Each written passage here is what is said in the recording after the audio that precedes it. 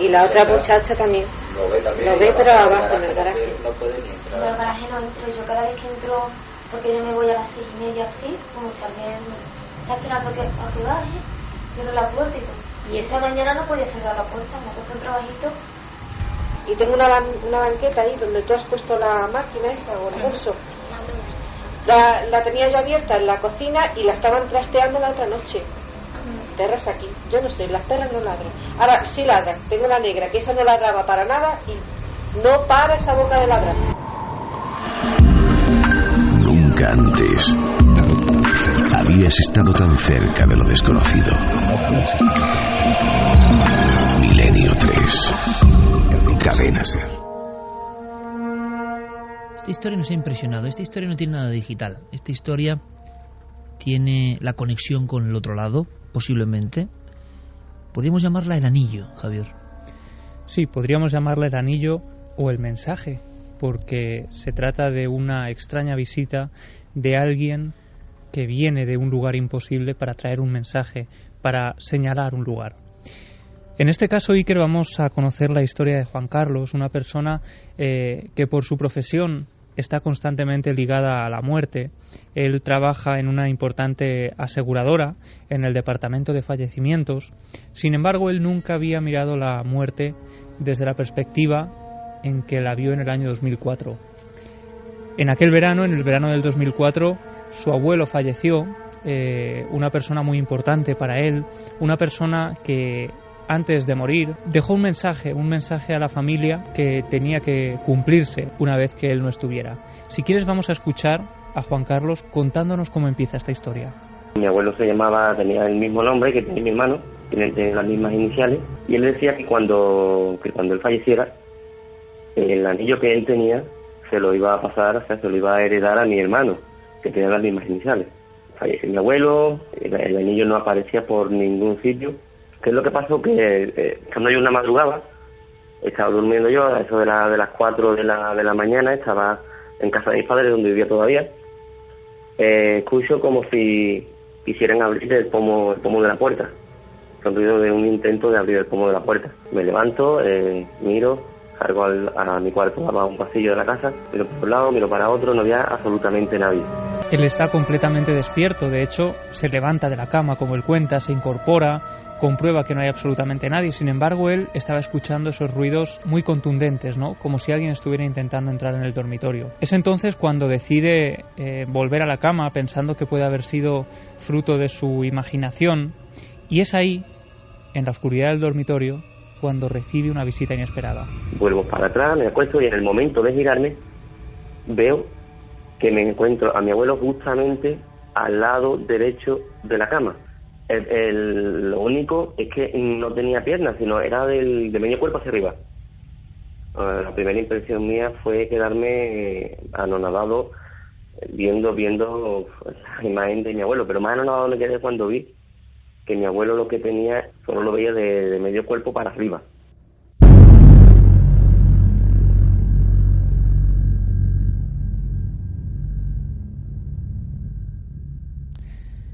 Juan Carlos se queda paralizado ante esa imagen, ante una imagen que él describe como muy chocante, ¿no?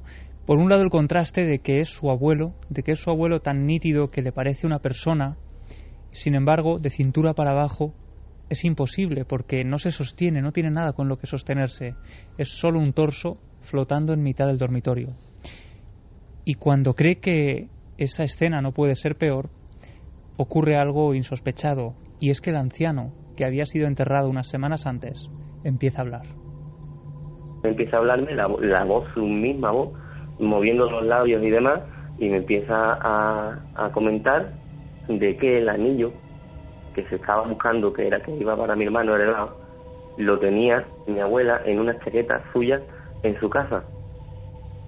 Claro, yo lo cogí, cuando reaccioné un poco, me eché para atrás, porque digo, vamos, será un sueño, me volví a girarme otra vez y había desaparecido completamente. Y él se queda impresionado, intentando asumir esa escena que acaba de vivir, una escena imposible. Cree que puede haberse tratado de un sueño, porque que eso ocurra es absolutamente imposible.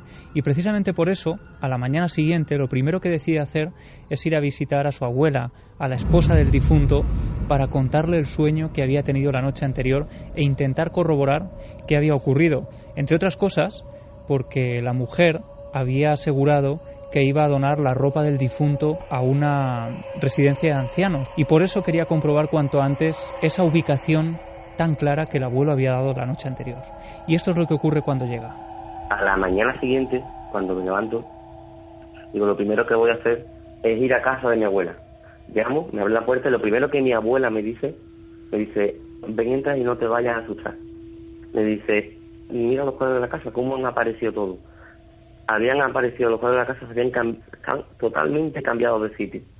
Le comento a mi abuela lo que me había pasado esa noche, y decidimos ir los dos al armario a buscar en la chaqueta a ver si era cierto que el anillo estaba ahí. Abrimos el armario, mi abuela metió la mano en el bolsillo, efectivamente el anillo estaba en la chaqueta. Y es entonces, Iker, cuando él asume que lo que ha vivido la noche anterior no fue un sueño, asume incluso ciertas ideas que hasta ese momento no se había planteado, como la existencia de la vida después de la muerte. Hasta ese punto le marca esa vivencia que llega a plantearse todo ese tipo de cosas, y cuando lo cuenta con su entorno, con sus familiares, todos quedan asombrados al ver que no solo se ha tratado de una visión que podría ser incluso causada por el dolor, ¿no?, de la pérdida, sino que además ese anciano que solo aparecía de cintura para arriba, había dejado un mensaje, la ubicación del anillo que tenía que heredar el hermano de este testigo. 4:23 minutos. Esto es Milenio 3 en la cadena SER, y acabamos de escuchar una historia real. El anillo nos llegaba a través de un mail importante, uno de los grandes inventos de la humanidad, que duda cabe, y con esa honestidad. Ahora, menudo caso, menuda historia, vaya descripción, no sé claro si es muy normal, un torso. Es curioso porque muchos de los mitos antiguos, cuando se aparecen los difuntos, les falta parte del cuerpo, que es lo mismo que surge en toda la iconografía de lo misterioso. Por otro lado, esa difícil frontera entre la realidad y el sueño. Y especialistas, como decíamos antes, que cuando ya no creemos en nada, la puerta de los sueños es el único momento donde la psique y lo misterioso nos habla. Como ya en el raciocinio y en la vigilia hemos dejado de creer en nada, eso otro, que claro que existe, se manifiesta de la única forma que puede hacerlo ante un escéptico, sus propios sueños. Y ahí está esa delgada línea, pero desde luego alguien vuelve de la muerte para una cosa como un anillo. La pregunta escéptica y hasta lógica es, bueno, ¿y por qué no dan el secreto de la vida eterna?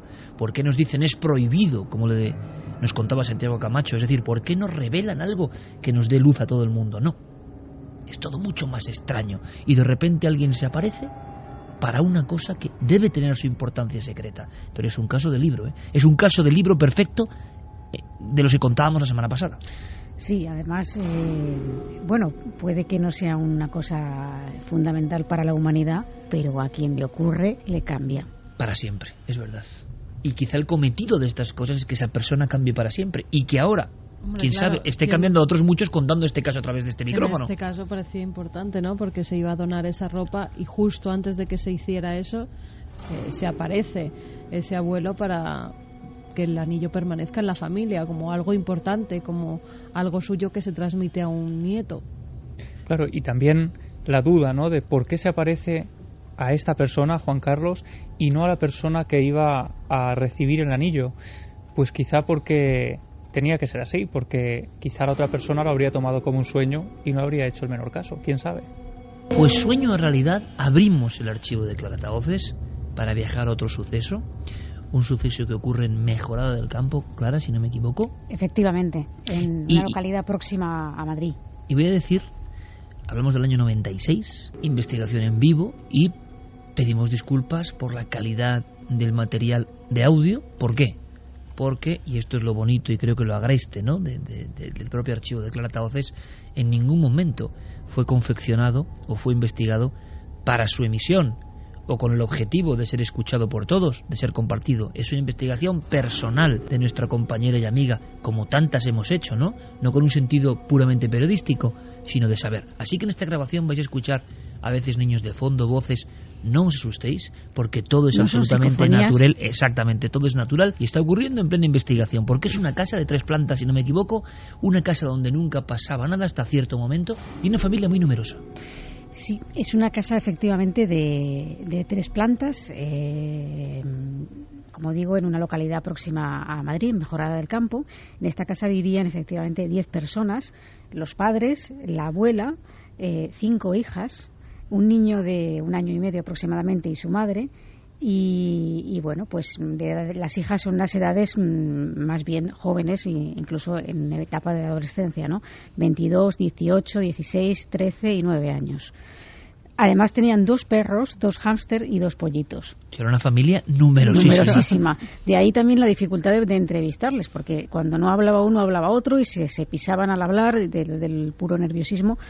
Y es difícil de poder a lo mejor tener un testimonio como el que hemos tenido antes, que nos ha traído Javi Pérez Campos, que ¿no? Está grabado por Javier para ser emitido en la cadena SER, pero también lo bonito es cómo la investigadora llega en ese momento, hace ya, parece mentira, Clara, 18 años, e irrumpe en la monotonía familiar de una casa de campo y pone su grabadora, y también ahí está la verdad agreste, ¿no? Es lo que estaba pasando en ese preciso instante, de alguna forma. Sí, además tengo que decir que, bueno, me gustaría darte las gracias públicamente por casi meterme en estos archivos. Me has forzado, entre comillas, ¿no? Nada es casual, tú lo sabes.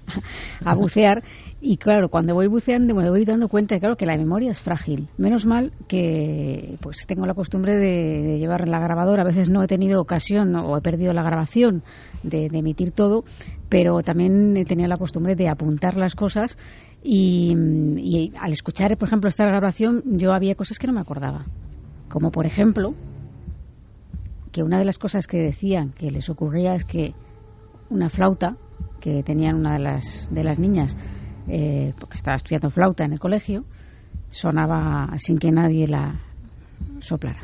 A veces algo tan gráfico y sencillo como eso, ¿no? Yo recordaba antes en la redacción un título de película que siempre me impresionó mucho, de la posguerra española, El diablo que toca la flauta. No tiene nada que ver, pero un sonido de una flauta que está ahí, que nadie toca, pues ya te mete en una dimensión. Vayamos punto por punto con la investigación. ¿Qué es lo que ocurría? ¿Qué pasaba?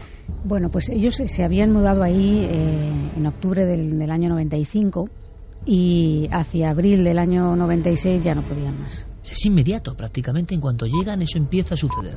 Sí, además a mí una de las cosas que me hizo sospechar en principio que pudiera tratarse de un fenómeno poltergeist más que de fenómeno de casa encantada es el hecho de que ellos venían rebotados de otra casa en Málaga, de donde procedían, en donde también habían estado ocurriendo cosas de este tipo.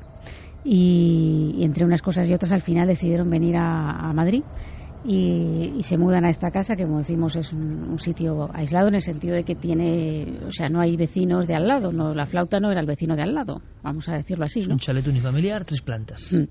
Y bueno, pues una de las cosas que empezaron a ocurrir es ya directamente, no quizá en el primer momento, ¿no? O sea, primero empezaron cosas más sutiles, pero una cosa que coincidían 2 de las hijas es que veían un ser de aproximadamente 1,55 m, es decir, un ser pues más bien bajito, con barba, vestido de negro y con ropa de época, lo que es una especie como de capuchón o algo así. Y bueno, nos lo va a contar una de las hijas un poco así lo que ella advertía. Y la otra muchacha también lo ve pero abajo en el garaje. No puede ni entrar. En el garaje no entro. Yo cada vez que entro, porque yo me voy a las 6:30 así, como si alguien está esperando a que baje, cierro la puerta y todo. Y esa mañana no podía cerrar la puerta, me ha puesto un trabajito. ¿Y es el mismo señor lo que veía o es otra persona? No sabemos si es el mismo o no. En una zona de garaje, en la planta baja, las niñas afirman que han visto esta figura. Bien, sí. Siguen los acontecimientos. En el garaje, pero también lo veían en uno de los pasillos. Que volvemos con los pasillos. Siempre la misma figura, alguien muy bajo de estatura, con una especie de barba y un capuchón. Sí, de hecho, yo les pedí que me hicieran un dibujo por separado. ¿Y está ahí? Y tenemos aquí uno de los dibujos y tenemos otro. Y vemos que se parece. Lo que pasa es que, claro, la forma de dibujar es distinta, pero las ropas, en uno de ellos un ensotanado. Observamos que no hay pies también. En otro sí hay pies. Y bueno, pues esto les producía pues una gran inquietud, porque ya eran cosas, vamos a decir, palabras mayores, ¿no? Pero para palabras mayores yo creo que podemos escuchar el testimonio de la madre, que nos cuenta cómo los fenómenos no solamente se limitaban a cosas que, bueno, podríamos decir que son más subjetivas, ¿no? Como una visión en un momento determinado, quién sabe, ¿no? Pero qué ocurría también en otros lugares de la casa, y los objetos se desplazaban, se cambiaban de lugar y se escuchaban el sonido cuando estaban moviéndose solos. Yo no sé, no lo sé. Algo tiene que ser, porque no es normal de que se escuche de andar, se escuche todas las noches las cosas, se escuche de bajar y subir las escaleras. En la cocina la mesa me la dejan de ir así contra la pared. Y tengo una banqueta ahí donde tú has puesto la máquina esa o el bolso. La tenía yo abierta en la cocina y la estaban trasteando la otra noche. Perras aquí, yo no sé, las perras no ladran. Ahora sí ladran, tengo la negra, que esa no ladraba para nada y no para esa boca de ladrar. No para esa boca de ladrar. Lo que estamos viendo es una panoplia amplia de diferentes fenómenos que la han tomado con una familia, que imagino que la angustia se percibía cuando estabas allí. Ellos sí estaban angustiados porque, sin ir más lejos, la noche anterior a estar yo ahí, les había ocurrido precisamente lo de una especie de visión de estas siluetas, ¿no? Y bueno, pues estaban ya un poco alterados. Toda la familia lo compartía, claro, es decir, nadie dudaba del fenómeno, nadie quedaba al margen. Había una persona que quedaba al margen hasta ese momento, que había quedado, que era la abuela. Pero no porque ella no percibiera cosas, sino porque se había intentado que mantener al margen, porque era una persona muy mayor. Y entonces habían intentado que ella no fuera, por lo menos partícipe de esos temores que tenían. Lo que pasa es que cuando la abuela toma conciencia de lo que está pasando, pues resulta que ella dice, pues es que a mí también me han pasado cosas. Entre otras, por ejemplo, que estaba en una de las habitaciones, ella estaba en la planta, digamos, superior, en la de arriba, y estaba el dormitorio de los padres, el dormitorio de la abuela y la cocina. Y en un momento determinado quisieron entrar en la habitación de la abuela y no podían. Como si alguien hubiera cerrado o atrancado la puerta, no había posibilidad de abrirla. Y hasta que no desistieron en su empeño, la puerta no se abrió. Cosa que había pasado también con una de las hijas. En el dormitorio de la hija tenía yo les pregunté que si eran religiosos, si tenían imágenes de este estilo, religiosas. Y al hilo de eso me decía que una noche, pues que estaba en la habitación, que ella sí que tenía una imagen religiosa en la habitación, el padre también intentó entrar para preguntarle algo y vio que no podía acceder a la habitación. No estaba cerrada con llave, no estaba cerrada con un pestillo, no estaba cerrada de ninguna manera. Y hasta que el padre no desistió, esa puerta no se pudo abrir. Otro fenómeno que nos suena, ¿no?, de los fenómenos, valga la redundancia, que tienen que ver con estas manifestaciones tan raras, ¿no?, y que no entendemos si pertenecen a la mente humana desatada o algo que ocurrió allí o algo que se mantiene allí, es lo de los olores. Sí, es lo de los olores. Ahí en muchos de estos lugares ocurre que los testigos experimentan diferentes olores. A veces son olores, pues por ejemplo, a flores, a rosas. Otras veces son olores desagradables, generalmente asociados cuando hay fenómenos que tienden a asustar y a generar intranquilidad. Y son olores que aparecen de manera súbita y no hay nadie en la habitación, y de repente se nota un olor incluso a podrido o un olor fuerte, desagradable, como a cañería. Y es una cosa que tan pronto como viene se va sin que se sepa el origen, ¿no? No haya nada que provoque ese olor. Y esto es lo que nos contaban, junto con la aparición de este ser con barba y vestido de época. Entré en el garaje a limpiar el garaje con ella y me tuve que salir porque vi una sombra y unos pestes que había en el garaje. Un hombre con ropa antigua con barba también. 4:37, un hombre con ropa antigua, con barba. No es tampoco muy habitual que una familia sea partícipe de visiones, todos, o prácticamente todos. Hablamos de una familia, repito, muy numerosa, y en ocasiones la aparición... Estoy recordando un caso que tú tuviste que reinvestigar, Javier, el gran clásico, el polémico clásico de Amityville. Hay un momento en que las apariciones de una figura ensotanada en el pasillo, y no es la única vez, dicen, ha coincidido o con enjambres de insectos de un aspecto ponzoñoso o con olores fortísimos que daba la impresión podían ser motivados por trozos de carne podrida o algo similar, o sea, a ese nivel, ¿no?, de desagrado en otras casas. Y aquí vemos que también surge la aparición al mismo tiempo de ese ambiente infecto, ¿no?, invadiéndolo todo. Sí, ese ambiente desagradable que pone de manifiesto que algo no muy positivo está teniendo lugar en ese lugar, valga la expresión. Lo curioso es que eran fenómenos bastante variados. Como yo digo al principio, yo pensé que se trataba de algún fenómeno tipo poltergeist, porque al ser una familia tan numerosa, con hijas en edades adolescentes, en edades difíciles, una de ellas sonámbula, que es una de las que precisamente tenía esa visión, una de las visiones de esa persona, ¿no?, de esa figura extraña con barba. Yo pensé que podía tratarse realmente de un poltergeist viniendo de otra casa donde ya habían pasado cosas, es decir, como si esto les persiguiera, más que el lugar, son ellos alguien que lo provoca. ¿Te has encontrado, por cierto, casos, Clara, de familias que van de un lugar a otro peregrinando y durante mucho tiempo tienen esos fenómenos alrededor? Alguna vez ha habido casos en los que, pero no más de 2 casas realmente, o por lo menos ha estado yo donde... O sea, que es como una leyenda que también da mucho miedo, ¿no?, de nos va a seguir esto, pero que luego en la casuística que tú has controlado tampoco es tan mayoritario, ¿no?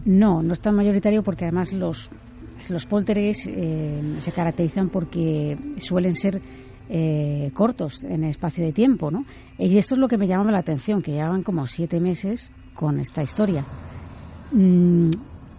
Quizá aquí había una especie de fenomenología un poco extraña, es decir, por una parte estaba la fenomenología poltergeist, podría ser alguien que lo provocaba, había una especie de contagio psíquico con tanta gente de edades tan jóvenes que a lo mejor pueden ser más sugestionables en un momento determinado entre sí, que se contagiaran, pero claro, a mí hay algo que me llamó la atención, y es que en lo que vamos a escuchar a continuación, una de las hijas nos habla de que oía unos murmullos de voces y que al mirar hacia el tejado, que en el tejado precisamente una de las cosas que ocurría es que se oía como si cayeran piedras por la noche, observa unas siluetas. Y luego comentaré por qué me parece bastante importante esto. Dice, mamá, digo, calla, digo, no escucha nada, yo no escucho nada, digo, calla. Y de pronto empiezo a escuchar, yo qué sé, como voces, pero yo no sabía lo que era, como voces. Y me dio por mirar por la ventana y vi como siluetas de sombra ahí asomándose, mirando.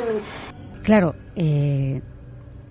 esto es algo que a mí me llamó la atención. Yo llegué a este caso, estamos hablando de unos años, si tú lo recordarás bien, en donde había un boom televisivo, programas en los que se hacían eco de todos estos fenómenos, de todos estos casos, de manera bastante despectiva.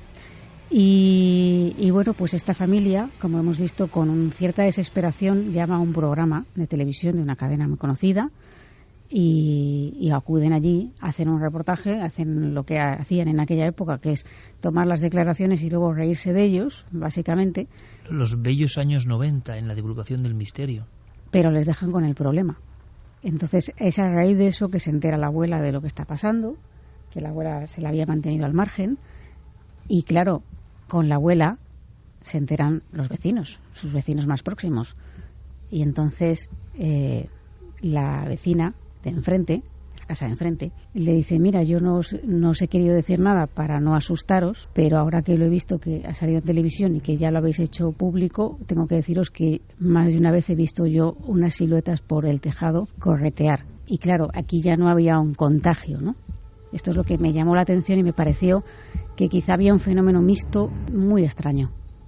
y un núcleo familiar numeroso, con lo cual las posibilidades de ver como en un cluedo, ¿no? quién puede ser el causante, si puede haber algún tipo de fraude, si alguien está presionando a otros por algún motivo, si alguien se siente con poca atención y es la forma de llamar la atención de la familia, en fin, lo que a nivel de la psicología y la psiquiatría siempre se ha comentado en torno a estos sucesos. Hay algo que parece bastante objetivo y es los animales. Antes escuchábamos cómo una de las perras, por ejemplo, se volvía como loca ladrando a una zona concreta, bueno, historias que hemos conocido, pero esto sí es más anormal, la muerte de muchísimos animales en ese hogar, en tan corto espacio de tiempo. Sí, nos lo contaba en este caso el padre. Como decimos, ellos venían de otra casa donde habían tenido muchos animales, pero al llegar a esta, pues parece que los animales que les gustaban bastante no aguantaban mucho, así igual que las plantas tampoco. He tenido los animales y todo lo que me da. Pero machos, sí, se mueren todos. Los perros y pájaros, todos se mueren. Muy breves declaraciones sacadas en el contexto de la investigación, repito, no para ser emitidas, y Clara Tauces nos permite, y creo que es un lujo, disfrutar de todas estas investigaciones en nuestro país, casos cercanos, no hace falta irse a no sé dónde.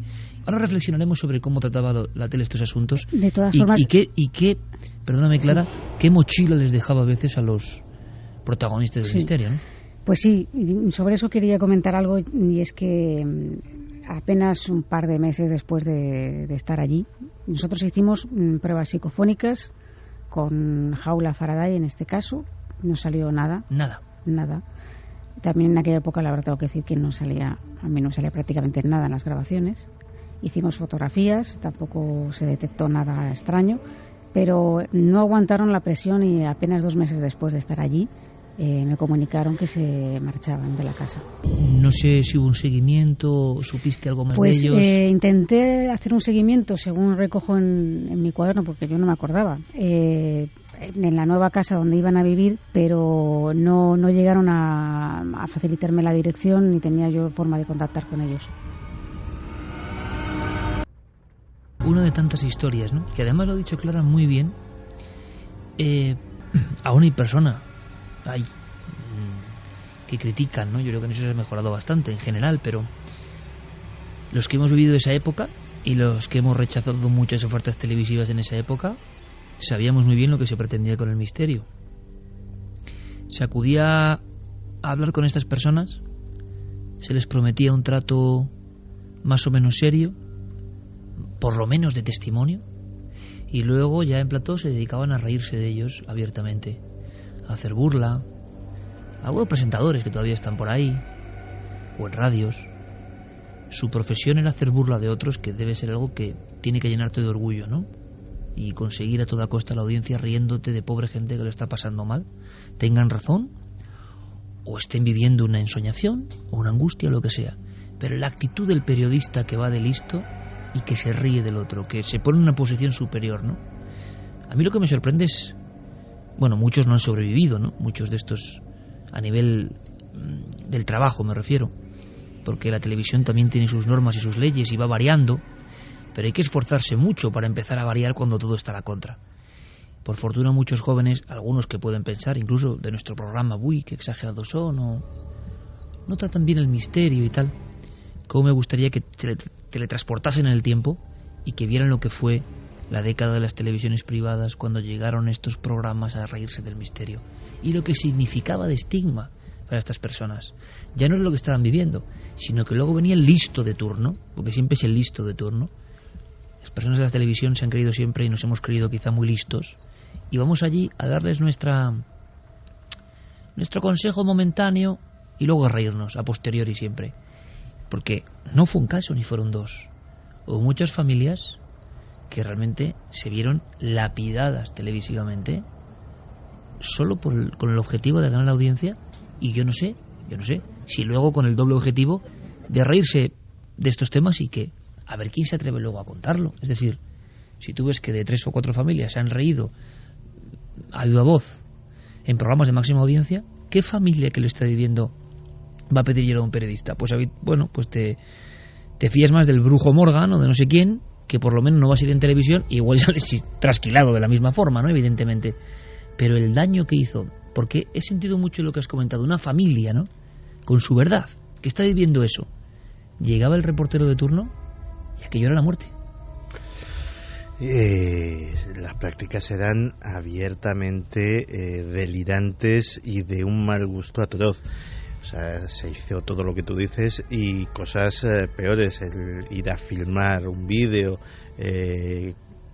presentándote como un periodista interesado en el asunto, etcétera, etcétera, y luego variar los montajes de las entrevistas, variar los montajes de los reportajes para sacar de contexto determinadas frases, determinados testimonios, etcétera, etcétera, y que el testigo pareciese un personaje a medio camino entre lo ridículo y lo patético, que no lo era, pero todos sabemos que en una sala de montaje de televisión se pueden hacer prácticamente pero milagros. siempre en el mismo sentido, ¿verdad, Santiago? Sí, sí. Y yo pensando, ¿era solo por la audiencia, por hacer la gracia? ¿O había un cometido, es un poco el mismo diálogo que hemos tenido antes con Internet, o había un cometido profundo, o es ser muy conspiranoico, en de verdad dejar esto a la altura de la basura durante mucho tiempo? Hombre, no sé, cuando... Bueno, perdona, Santiago. Sigue. Cuando por medio había personajillos que iban de científicos, que todavía intentan dar la nota, y estaban ahí metidos, pues hombre, da la sensación de que había...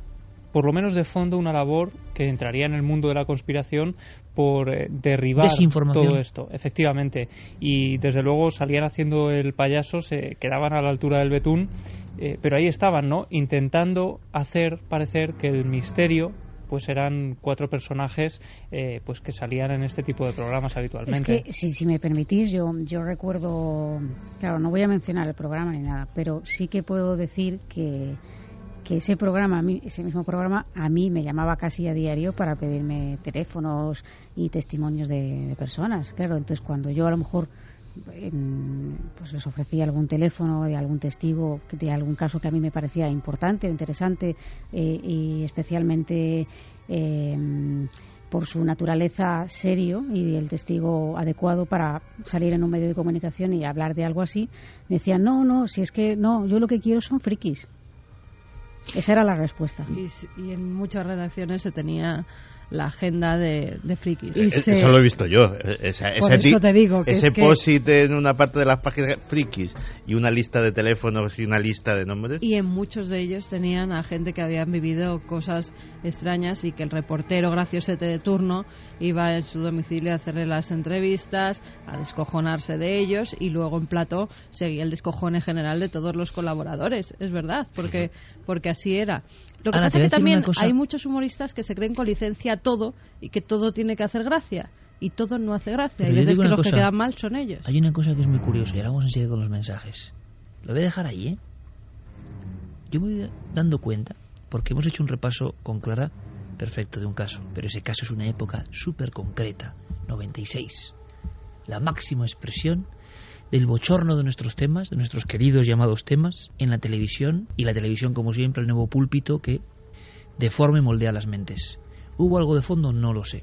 Pero la sensación de que pasan cosas, quien se mete con el misterio, no sé, estoy haciendo un cálculo, quien se ríe mucho del misterio, estoy recordando, no les va muy bien. El misterio tiene sus propias leyes. Muchos de estos que hacían bromas, habría que verlos ahora.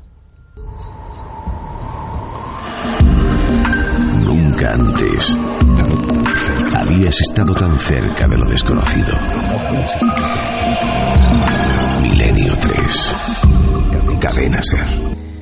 Esta noche tenemos mucho que agradecer. Y también nos viene a la memoria, a la mente,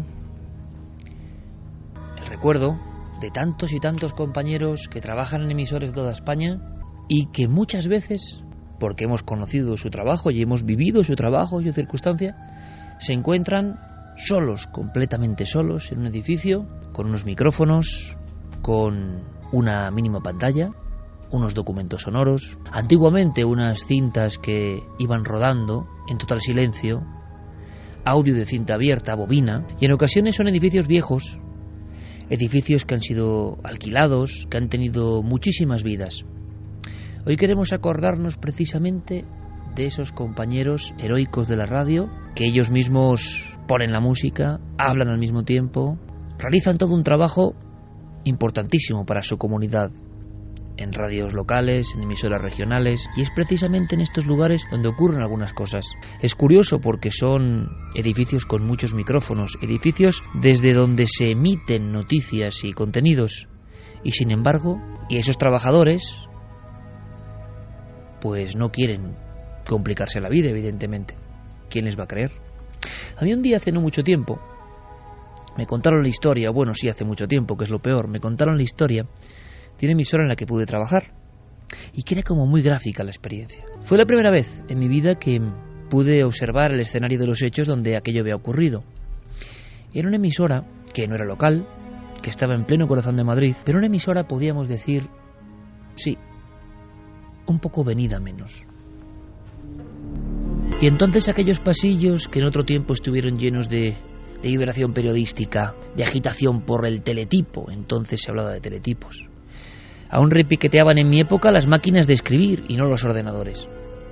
Y había una historia que se contaba solo micrófono adentro, que nunca salió a la luz. Era muy rotunda. Se quedaba ya un compañero solo, haciendo de técnico y de locutor al mismo tiempo. Y entonces había un cambio de turno, evidentemente. Todo ocurría con total normalidad. La madrugada, la capital de España y esa emisora un poco venida menos, luchando por ser interesante para sus oyentes. Los dos viejos compañeros, conocidos de muchos años, el apretón de manos, te deseo suerte, hasta mañana. Se cierra la puerta y aquel hombre continúa con su programación, unas cuantas palabras, un poco de música, la noche y a veces algún ruido y a veces una voz que parece de alguien mayor en el pasillo. Este hombre, este profesional de la radio, como tantos otros que estarán escuchándonos incluso esta noche, sé que nos escuchan hasta de otras emisoras mientras trabajan, hacen todo lo posible, se lo agradecemos. Él llega a abrir la puerta del estudio y a asomarse a ese largo pasillo por el que tantas veces he ido caminando a hacer mi propio programa de radio. Y ahí no había nadie. Unas cuantas noches después, el mismo ritual, más o menos esta hora, y una voz perfectamente audible, sabiendo que uno está solo en el edificio, que le llama por su nombre, pero es una voz muy ronca, y le llama Emilio. De pronto el hombre que está obligado, y es su profesión y su gusto realmente, a contar las cosas al exterior, tiene que hacer un poco de cárcel de sí mismo. ¿Quién le va a creer? Y un día, ese compañero le dice algo que le hiela la sangre. Es un hombre serio, un hombre veterano, está próximo a la jubilación. De pocas palabras, parco. Pero aquel día está preocupado y le dice: oye, Emilio, ¿sigue tu madre enferma o le pasa algo? Y entonces este hombre responde: ¿mi madre? Sí, la señora que estaba ahí en la sala de espera. Imaginamos la angustia de este locutor. ¿A qué te refieres? ¿De quién estás hablando? Ah, perdona, pensé que era tu madre, claro que había venido, la vi con una cara tan enfermiza, me preocupó incluso. Me extrañó que no me saludara, que simplemente me mirara con dos ojos azules muy intensos. Evidentemente Emilio pensó de inmediato que ni él ni su madre tenían ojos azules intensos. Ahí estaba una mujer, enlutada, encorvada. Él la había visto durante unos instantes, física perfectamente, por dónde había entrado, por dónde había salido. Poco tiempo después cuentan los más veteranos que Emilio, el locutor, abandonó la casa. Y siempre con un gran terror, e incluso hablando con un puesto que se hizo en aquellos años, el encargado, el portero, la persona que vigilaba ese inmueble, repito, en pleno corazón de Madrid. Hay quien cuenta que la última zona de ese edificio realmente tuvo la vivienda, el hogar de una persona, de una anciana. Cuenta la historia, quién sabe si real o no, que aquella anciana de ojos azules intensos un día se precipitó por la ventana. Accidente, suicidio, nunca se supo. Se quedó como eso, una de tantas leyendas de radio. Cuando uno indaga un poco, se da cuenta de que en diferentes puntos de nuestro país, aunque sea un material muy difícil de rescatar, resulta que hay compañeros que dicen que han vivido cosas muy similares. Y Guillermo, con todo preparado, por supuesto, y Diego en navedelmisterio.com o ikerjimenez.com. Ahí tenéis toda la información. Hablábamos de radio y hablábamos de compañeros que en muy diferentes circunstancias pues se encuentran con la voluntad y con la responsabilidad de hacer radio, muchas veces en solitario, en muy diferentes edificios. A lo largo de muchísimos viajes hemos conocido algunos de estos edificios, incluso de la cadena SER, ¿no? Y muchos compañeros, directores regionales, directores de emisoras, como quien habla casi entre amigos, nos hablaban de sucesos que habían ocurrido, ¿no?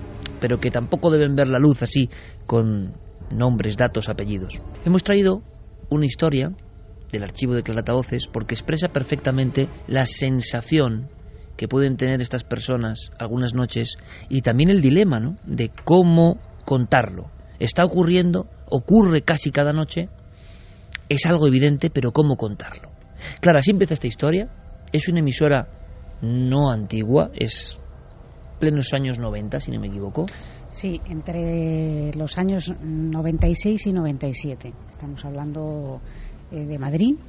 Y estamos hablando de un edificio pues con cierta solera o cierta antigüedad, y que, bueno, pues ese edificio de día sabemos perfectamente, y precisamente nosotros los que estamos sentados aquí por la noche lo sabemos mejor aún, que un edificio donde se trabaja especialmente en asuntos de emisión, de radio, de día y de noche son como si fueran dos edificios completamente diferentes. Los pasillos de la cadena SER, cuando entras aquí por la noche, en fin, esto que está todo en penumbra, no se ve igual que cuando vienes de día para hacer cualquier otra gestión, en donde hay demasiado ruido, demasiado bullicio, demasiadas personas como para fijarte, salvo que suceda algo muy estrambótico, en que allí puede suceder. Y esto es precisamente lo que nos contaba Maite, la protagonista de esta historia, una compañera locutora, y bueno, pues ella estaba trabajando en el turno de día y pues,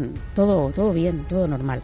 No advertía nada extraño realmente, porque como decimos es difícil detectar estas cosas cuando hay demasiada gente, ¿no?, y demasiado bullicio.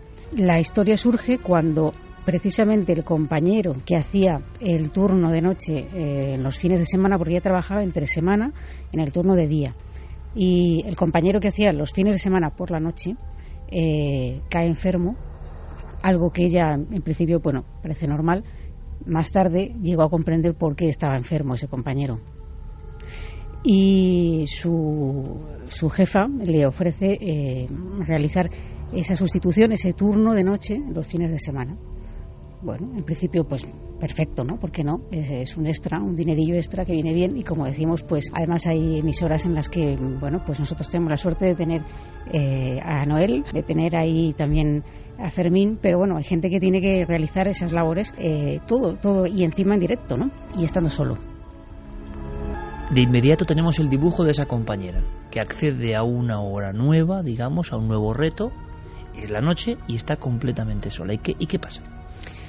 Pues llevaría más o menos un mes, no sabe precisar cuánto, pero bueno, en principio no había notado nada extraño hasta pasado un mes o algo así, cuando el ascensor que había allí resulta que empieza a funcionar solo, a subir y a bajar, ¿no? Lo primero que notaba era, pues eso, el ascensor, un edificio donde tú ya estás solo, el ascensor sube y baja. Vamos a la explicación lógica, ¿vale? Los ascensores de vez en cuando hacen ruidos solos, pero no que baja y sube como cuando lo llamas, pero bueno, la explicación lógica.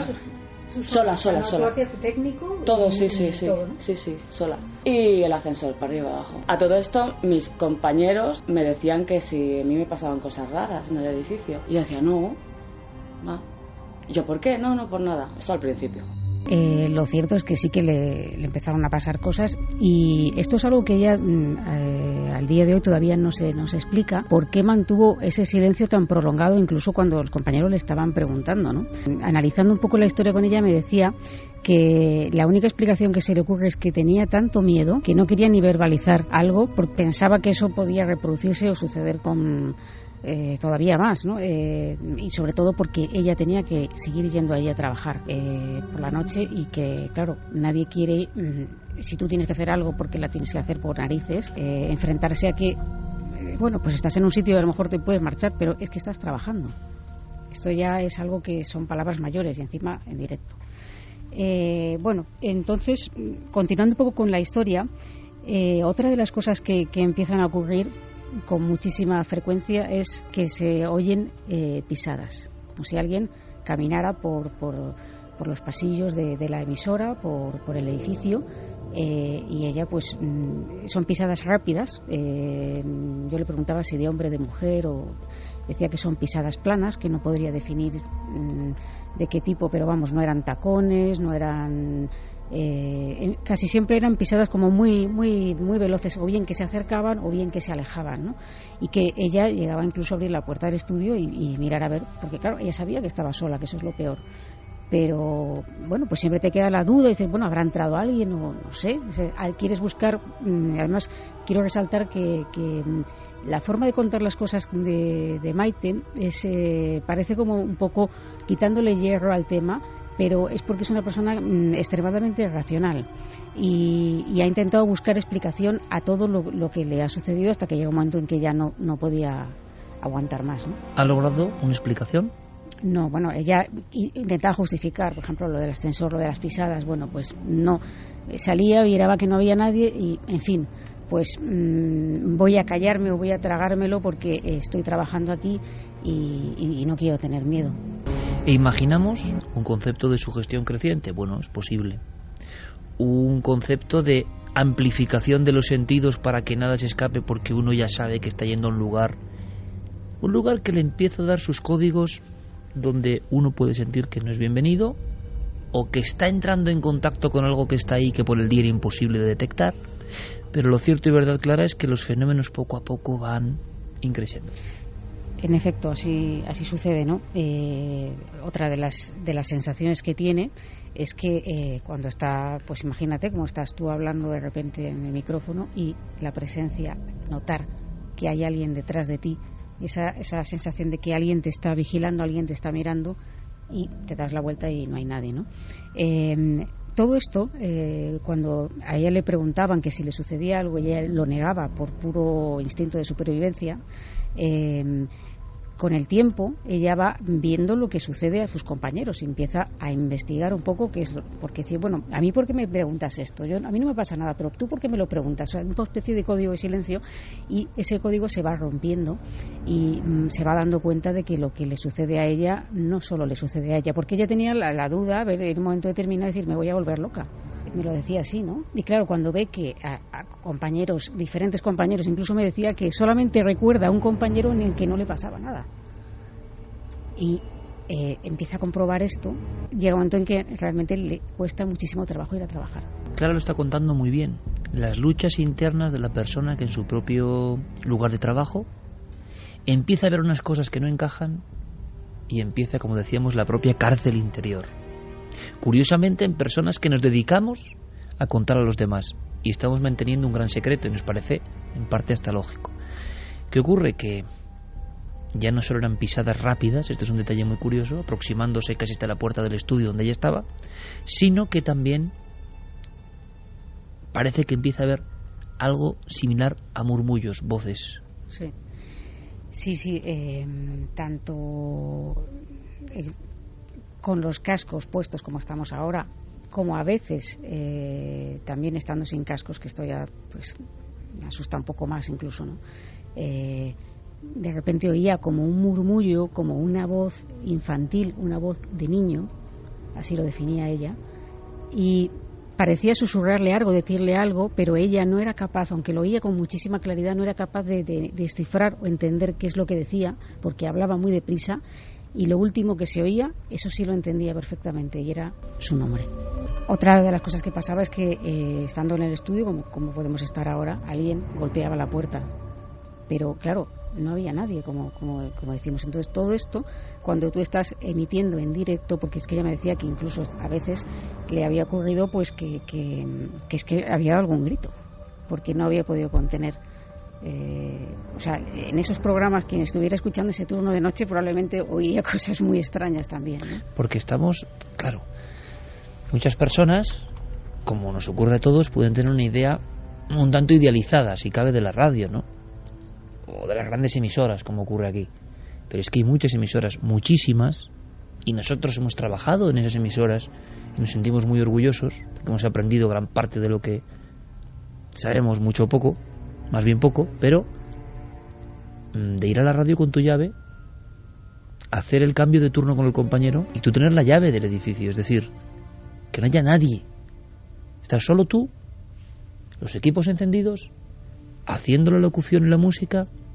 Y repito, esto es un homenaje a cientos de compañeros que hay así, que hacen una maravillosa labor, ¿no? Y claro, es que no hay nadie ni en recepción. No existe la recepción, es un edificio donde está la radio. Esta es la realidad muchas veces, ¿no? Y siempre ha sido así de la radio. Yo lo digo simplemente para que todo el mundo tenga la diapositiva exacta, ¿no? De esa muchacha sola en el edificio, sin nadie, en la madrugada, y que le está pasando esto.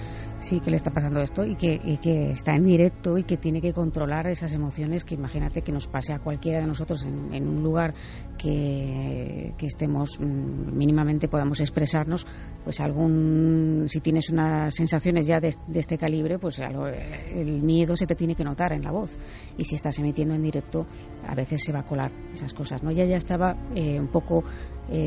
tenía miedo de ir a trabajar y sabía que en cuanto llegara, no sabía en qué momento de la noche, pero ese niño, porque era lo que más sucedía, ¿no? Escuchar la voz del niño a través de los auriculares le iba a asustar, se iba a presentar. Llegó un momento en el que hasta esa circunstancia realmente solo había escuchado, entre comillas, lo de solo, cosas, pero no había visto nada realmente, ¿no? O sea, que si las pisadas, que si el ascensor que subía y bajaba, que si golpes en la puerta, que si la voz del niño, pero no había visto nada hasta que una noche vio algo.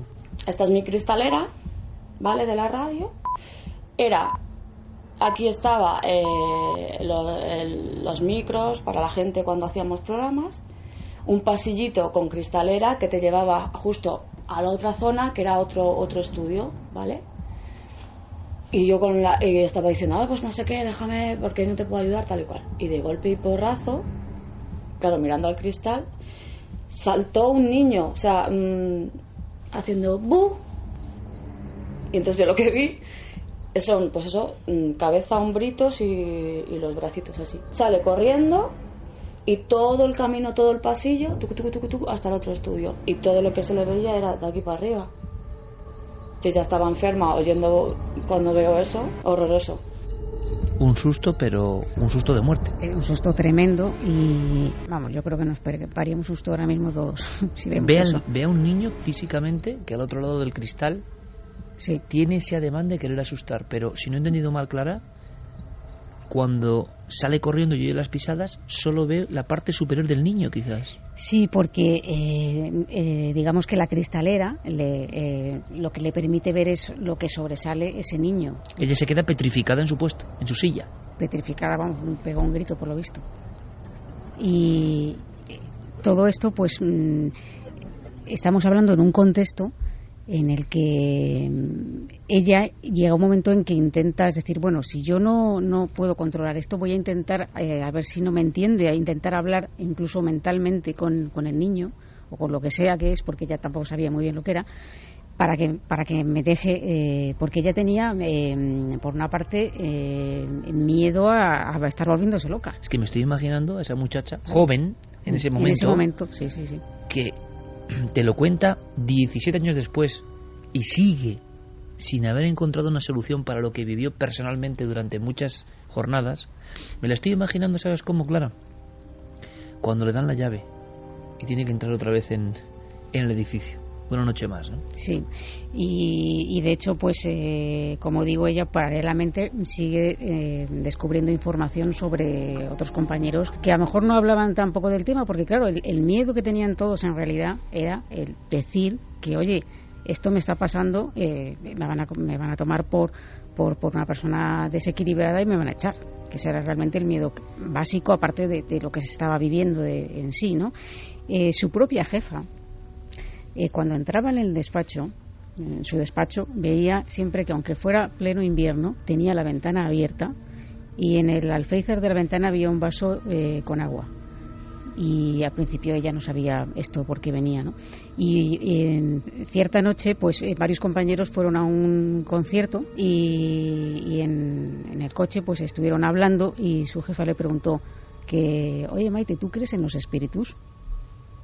Y de ahí esta conversación parece que derivó en un poco tabú, pero ella pudo conocer el motivo por el que su jefa colocaba ese vaso de agua y dejaba la ventana abierta. Y es que alguien le había dicho que esa era la forma de que los espíritus no entraran en los edificios. De hecho, otra compañera le contó que ella lo que escuchaba era la voz de una mujer, una mujer mayor, que decía un nombre, Herminia. Estamos hablando de fenómenos que en principio ni ella misma sabe por qué podían producirse. Claro, yo quise un poco indagar en la historia del edificio, pero la historia es confusa, porque hay quien dice que se realizó una sesión de Ouija en uno de los programas como una especie de experimento, de juego. También se habla de una emisión de radio donde se jugó un poco al espiritismo. Sí. Y también se habla de un posible incendio en el edificio que había anteriormente. Lo que pasa es que nada de esto lo he podido confirmar. Estamos empatizando con esa chica, está clarísimo, ¿no? Porque estamos viendo lo que estaba viviendo. La naturaleza de eso, pues quizá nunca la sepamos. Pero yo no sé cómo se acaba desenvolviendo la madeja, ¿no? Creo que ella tiene hasta problemas familiares por el terror a ir a trabajar. Sí, ella pues realmente no cuenta nada a nadie. Como digo, ella no se explica a día de hoy por qué no lo hizo, más que el hecho del miedo. Y te puedo decir que pese a la forma desenfadada en que lo cuenta, en algunos momentos la voz suya temblaba. Este recuerdo, fíjate que ha pasado tiempo, no lo puede olvidar, y vamos, desde luego dice que ella no volvería a pisar ese edificio en la vida. En una de esas noches, una noche que había nevado mucho, su padre le dijo que le acompañaba a hacer el turno, que se quedaba con ella, y ella, bueno... Porque el padre ya sospechaba algo. El padre, ella no le había contado nada a su familia. ¿Pero la veía preocupada o la veía...? No, pues que como había nevado bastante y tal, pues que no quería que, a lo mejor que fuera con el coche sola, pues a lo mejor quién sabe si él la veía preocupada realmente, aunque ella no hubiera dicho nada, esto no lo sabemos, pero el caso es que la acompañó. Y ella, bueno, encantada, porque todo lo que no fuera ir sola allí, pues mejor, ¿no? Está el padre y la muchacha solos en el edificio, sí, el edificio de la radio. Y en un momento de la noche, como suele pasar, el padre se ofrece para bajar al sótano, que era donde estaba la máquina de café y de chocolate y demás, y le dice que si le trae algo, y ella, no, yo no quiero nada. Y ella pensando, sin decirle nada, joder, ve tú, pero allá con lo que te vas a encontrar, es decir, un poco también preocupada por su propio padre, porque en el sótano era uno de esos sitios donde hacía un frío que me lo definió como frío de muerto, de esos lugares en los que entras, haces así y sale vaho, ¿no? Y el padre fue a por las bebidas y regresó aparentemente normal, no dijo nada, pero pasado como cosa de un mes, su madre le dijo: oye, Maite, me gustaría hablar contigo, y le contó que el padre no le había dicho nada para no preocuparla, sabiendo que tenía que ir a trabajar allí todos los fines de semana, pero que esa noche que bajó a por las bebidas, a por el café, escuchó como una serie de murmullos, como si hubiera una fiesta, como si hubiera gente, un jaleo tremendo, y una voz de mujer que sobresalía, que era una carcajada. Y el padre, por apoyo a su hija, en ese momento, pensando que quizás su hija no tenía que saber de los fenómenos, cayó la historia. ¿Para qué la voy a preocupar? ¿Para qué la voy a preocupar? Sobre todo cuando ella no había contado además nada. Es decir, ¿para qué le voy a decir esto si ella va a tener que estar yendo allí? Y, en fin, él, que era una persona muy escéptica, ahora no quiere ni oír hablar de espíritus ni de nada extraño, ¿no? Entonces, claro, cuando le cuenta esto la madre de Maite, ella dice, bueno, entonces ya se rompe y llorando le cuenta todo lo que le está pasando, todo lo que está viviendo. Es decir, esto, pues me lo imaginaba que me vas a contar algo así, porque me ha sucedido todo esto. Y su propia madre le dice que por qué no deja el trabajo. Dice, bueno, pero ¿y qué excusa pongo? Porque claro, una cosa es que te vayas de la emisora, otra cosa es que tengas el turno y luego tú tengas que seguir yendo a trabajar de día, ¿no? No sabía cómo hacer. En ese momento ella entendió que se estaba incluso poniendo enferma, y que comprendió por qué ese puesto estaba descubierto, por qué su compañero estaba de baja. Lo comprendió absolutamente todo. La historia, ella sacó la conclusión de que realmente aquel niño, entre comillas, vamos a decirlo así, no es que quisiera asustarla, no es que quisiera que ella tuviera ese pánico, pero era la actitud como de un niño que juega inconscientemente del daño que está provocando. Y yo pensando, joder, si este niño me pedía ayuda, que le ayudara, y es que no le entiendo, solo entiendo mi nombre. Y es un niño, se ponía a jugar Pues si estaba conmigo, pues te pago esto, ahora te lo enciendo, ahora te hago bu, ahora salgo corriendo, ahora vuelvo, ahora te doy un golpe en la puerta, ahora me voy, ahora subo, ahora cojo el ascensor. Es que suena a niño que no para quieto. 2:09, nuestro homenaje a la gente solitaria de la radio, al final llegó a comprender que su compañero, voy a dar un dato más, es un edificio único, aislado además, de una forma, un bloque aislado, donde solo estaba esta emisora, sola en el edificio, sin vecinos, sin otros pisos donde hubiese gente. Claro, llegó a saber por qué su compañero había enfermado, porque había visto quizá las mismas cosas. Ella dedujo que ese era el motivo, porque además ya te digo que tiempo después, incluso cuando yo pues intenté rescatar esta historia a través de una amiga común, y ella pues refrescó la memoria hablando con algunos compañeros que no querían comentar nada, pero bueno, como eran sus compañeros, y sí que pudo ver que no era la única que le estaba ocurriendo todo esto, ¿no? Y que en ese momento la gente cayó pues por lo que cayó, por lo que se calla normalmente. Que no obstante ella tuvo mucha suerte, porque afortunadamente le surgió otro empleo en otra emisora, y vamos, si el empleo se lo dijeron un viernes, el sábado ya no fue a trabajar.